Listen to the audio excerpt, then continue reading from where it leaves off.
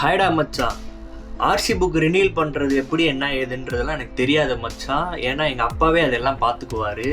இதை பற்றி ஏன் இப்போ பேசுகிறேன்னு கேட்டிங்கன்னா, இப்போ நான் இருக்கிறது கத்தார் மச்சான். கத்தாரில் வந்து காரோட ஆர்சி புக் ரினியூல் பண்ணுறதுக்காண்டி நான் போகிறேன். ஆக்சுவலாக நான் 2-3 தடவை போயிட்டேன் நான், ஆனால் வீடியோவில் காட்டலை. என்னன்னு கேட்டிங்கன்னா, நம்ம ஆர்சி புக்குன்னு சொல்லணும்னா இங்கே கத்தாரில் வந்து எப்படி சொல்லுவாங்கன்னா, கார் இஸ்திமாரான்னு சொல்லுவாங்க. காரோட இஸ்திமாரான்னு சொல்லுவாங்க. அதை ரினியூல் பண்ண போகிறேன் மச்சான். வருஷம் ரினியூல் பண்ணி ஆகணும் கரெக்டாக. அதனால் வந்து ரினியூல் பண்ண போகிறேன். இது எப்படி ரினியூல் பண்ணணும் அப்படின்னா, ரொம்ப ப்ராசஸிங்லாம் கிடையாது மச்சான். சின்ன ப்ராசஸிங் தான். கார் வந்து பாஸ் ஆகணும். என்னடா ஃபாசிலு, கார் பாஸ் ஆகணுமா, என்னடா புதுசாக இருக்குது அப்படின்னா, ஆமாம் மச்சான், நமக்கு டெஸ்ட் வைக்கிறாங்கல்ல எக்ஸாமில், அதே மாதிரி காருக்கும் டெஸ்ட் வைப்பாங்க. அந்த டெஸ்ட்டில் கார் பாஸ் ஆனால் மட்டும்தான் அந்த கார்டு நமக்கு. என்ன மாதிரி டெஸ்ட் அப்படின்னு கேட்டிங்கன்னா, ஒரு 10 டெஸ்ட் மச்சான். அந்த 10 டெஸ்ட்லேயும் வந்து கார் பாஸ் ஆனால் மட்டும்தான் நமக்கு வந்து இஸ்திமாரா தருவாங்க. இஸ்திமாரானா நான் சொல்லிட்டேன் என்ன ஏதுன்ட்டு. ஆர்சி புக்கு, வண்டியோட ஆர்சி புக்கு பாரு. நான் ஒரு மேலே அந்த இதில் வந்து நான் ஃபோட்டோ ஆட் பண்ணுறேன். நான் இந்த 5 விஷயம் வந்து கன்ஃபார்மாக முடியணும். அதுக்கப்புறம் இன்னொரு ஆட் பண்ணியிருக்கேன் பாரு.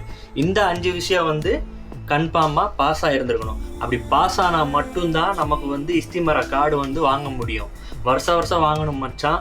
அப்படி இல்லைன்னா வச்சுக்கவே வண்டி ஓட்ட முடியாது. ஒன்றுமே இல்லை, அப்பாயின்மெண்ட் வாங்கி கொடுத்துருவாங்க நமக்கு. நம்ம போய் ஆல்ரெடி போய் நிற்க வேண்டிய அவசியமே இல்லை. ஒரு இடத்துல அப்பாயின்மெண்ட் வாங்கி கொடுத்துருவாங்க.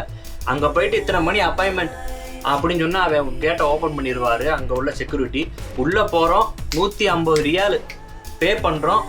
வண்டியோட பழைய இஸ்திமாரா கார்டை கொடுக்கணும். கொடுத்தா அவங்க நம்பரெல்லாம் சேவ் பண்ணிவிட்டு நம்ம ஃபோன் நம்பர் கேட்பாங்க. அந்த ஃபோன் நம்பரை கொடுத்தா போதும், அவ்வளோதான். ஒரு ஸ்லிப் ஒன்று கொடுப்பாங்க. அதை கொண்டு போய் வண்டி அந்த டெஸ்டிங்கில் போய் நிப்பாட்டிடணும் மச்சான். பார்க்கிங் லைட்டை போட்டு அப்படியே 3 ஸ்டெப்பு மச்சான். ஒன்று ஒன்றா அவங்க கம்ப்ளீட் பண்ணி நம்மக்கிட்ட சொல்லிடுவாங்க, வண்டி எடுத்துகிட்டு போங்க, எல்லாம் ஹபீபி டேக் செய்யாரா அப்படின்ட்டுருவாங்க.